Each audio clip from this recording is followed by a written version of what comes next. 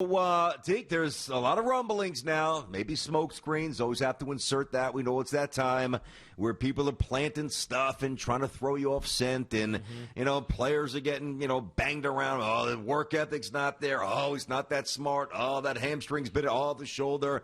We've seen this every year. So you have to be smart enough to know what to funnel in and actually maybe process, and then just to say, whatever, that's nonsense. I don't know where I fall on this particular, not rumor, but movement that's beginning to grow with, a lot of pundits. They do this for a living. Yeah, they want their mocks to get clicked. I understand that. But a lot of people with some substance are now forecasting the Pats as an aggressive player to move up from 15, to make a move to get Justin Fields from Ohio State, which I think would be brilliant. He's better than Mac Jones. I don't think he's better than Zach Wilson, but I love Zach. Yeah. But I know he's better than Mac Jones, or at least I think he is. First of all, two things here. Number one, from 15 to wherever it would take that neighborhood, would it be worth the Pats, based on the pros and cons of Fields, to jump the requisite 6 spots, maybe 7? I mean, to get Justin Fields? What do you think? Don't you think they got to go like 10? You know what I mean? Don't you think Justin Fields is... Depends what it depends what the Falcons do. If the Falcons stay at 4, they're not. I don't think they're taking a quarterback. We see a little bit differently. Yeah, we do. I'm looking because I think the Falcons are going to take a quarterback, because even if they sit the guy for 2 years and let him grow, and especially if it's a guy like Justin Fields, who, at least according to anonymous sources, doesn't have the work ethic and is a one-read guy, which is all nonsense and totally shot down and unfair to the young man. It's a joke. Ridiculously unfair. It absolutely is. Yep. Look, this kid put on 25 pounds in 1 year. Exactly. He's in the gym busting his behind. We talked about this before, but we know this happens because some team wants him to fall and whatever. But it's just unfair to malign a kid like that when it's nowhere near true. Mm-hmm. I'm looking at the New England Patriots draft picks right now. They have 3 4th-round picks, BT, and 2 6th-round picks. But everything else is basically the same. Number 1, 15. First round, they're 15. The second round, they're 46. Third round, they're 96. So there's nothing like really, I don't know, like impressive to trade, right? Yeah. Unless you go forward and say, all right, we'll go the 2022 pick as well. Which you could, but the Pats just don't do that, right? They don't really hamstring themselves in the draft. No, they're the ones who get the assets. Yes, exactly right. But remember the conversation we had, I don't know, when was it, 2 weeks ago? How poorly the Pats have been drafting? Especially at the wide receiver spot. It might be worth it for the New England Patriots, it's something they just don't historically do, to move a 2022 pick, maybe even multiple 2022 picks, to move from 15 all the way up to wherever they need to get get Justin Fields. I agree. Normally, I wouldn't say that, but we know that he's going to be a little bit of a project, which they can mitigate with Cam Newton or whoever the heck it is for a year. Give Justin Fields a chance to learn that system. When Cam gets banged up or banged around, you get him some playing time. It actually sounds plausible, but the only way they're going to do it, the Pats, is if they break with what they've always done with their draft picks, which is hoard them, use them as leverage come draft day. They're going to have to get rid of something in 2022, which is something I'm not sure they're used to doing. But it might be time to do so. That's what I say. We're not used to seeing them do that because they don't do that, but they've never had to do that because they've never had such a gaping hole at the most important position in football. They've had Tom Brady. They've had Tom Brady for 20 years, so you don't have to move mountains with terms of draft equity and get reckless and get cavalier if you know that the most important spot in sports, not just football, is solidified by a guy who's healthy, a guy who's a productive player, and a guy who, is all in and no drama. Oh, my God, yeah.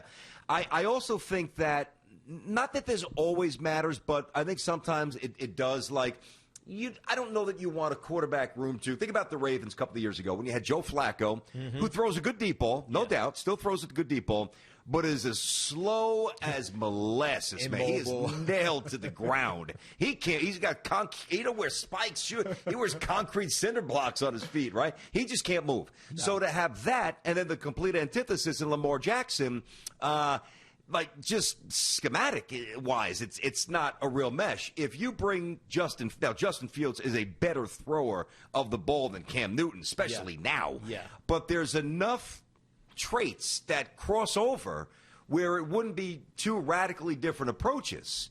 Even if Justin's sitting for a little bit, and I would imagine he would, while Cam is trying to prove and resurrect his career and prove that COVID, really sidetracked, which was a decent start, to be fair. Teak, I think this would be brilliant. I said the other day, for those who missed this, I am so tired of this Mac Jones propaganda. Like, when the season started, September, whatever, if you told me Mac Jones was getting drafted in the 3rd round, I'd say, that seems a little early. Yeah, I was thinking more 4th round. Yeah, but hold on.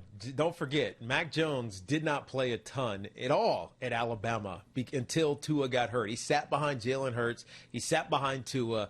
Tua gets hurt his last season. We all remember this. And then Mac Jones has to play. He played pretty well in those games. The only one where he had a little bit of a faltering was against Auburn, where he threw 2 interceptions. He also threw for like 340 yards. They ended up losing that game, though, because he turned the football over. From that moment on, Mac Jones has been exceptional, not dissimilar to Joe Burrow. If you would ask us last year, or 2 years ago, I should say, going into last year's season, Joe Burrow, he was a projected 5th-round pick. Exactly. Yeah, I get you on that. He had a spectacular season.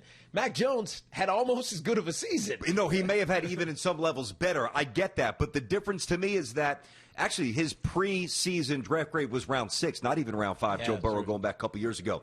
The difference to me is that, watching Joe Burrow, maybe not the previous year when the touchdown to pick ratio was relatively, pedestrian. Yeah. But watching him the next year, there were so many dynamic plays. I know that guys are open. He's playing with pros. Brady's incredibly smart. I get all that. Yeah. But I watch Mac, and I'm not trying to relegate Mac Jones to scrub status, but really, and he made some big-time throws this year, but I never really watch Mac Jones and say, man, that guy's dynamic. I got to take him 3. I got to scoot up and get him 4. No way. Justin Fields, even with the poor play against a great Indiana defense, even with the poor play in the Big Ten Championship, which my partner was there calling in Indianapolis, even those 2 stink bombs aside, in just the 6-7 game season, because they missed a bunch, I still, and the previous year, by the way, I have seen so many dynamic qualities from Justin Fields. That's a move that I'm making. Mac Jones, I can't justify taking Mac Jones at 3. No way. It makes you look at the ceiling as opposed to the actualities that we've seen on game day, on Saturday. For sure, Teak. And by the way, that Mac Jones game against Indiana, it was bad because he threw some really stupid interceptions. He threw 3 on the game. 2 of them were just egregiously bad. It was like the first time he was tested all season long. Remember, they had they played 2 games or 3 games, whatever it was, and they had a canceled game, and they played a game, they had another canceled game, then they played Indiana. Indiana was good, by the way. Very good defensively. Yes. And he just was not prepared. No, the inconsistency of the season is an excuse for why he played so poorly. And I'm only saying poorly because that's what people say about that game. He actually threw for 300 yards and ran for 78 and a touchdown, right? They won the game in part because of him.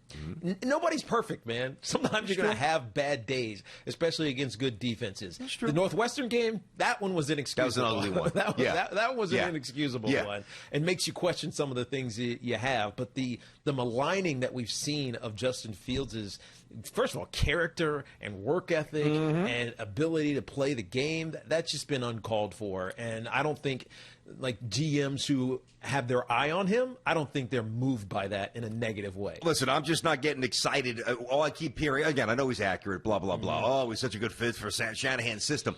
That's like I got married later in life. I got married in my 30s, right? Because I knew I wasn't ready for it. I didn't want it up until that point. And quite frankly, I hadn't met anybody where I fell that deeply in love where I knew I was getting on my knee to put a ring on her finger. I met Jen. It changed immediately. But before I met my wife, right, that would be, to me, akin somebody saying, well, you're going to marry somebody, and she's going to be a good mom, which is vital. I'm not marginalizing that at all. But, you guys will get along a little. She'll be stable, and, it'll be all right.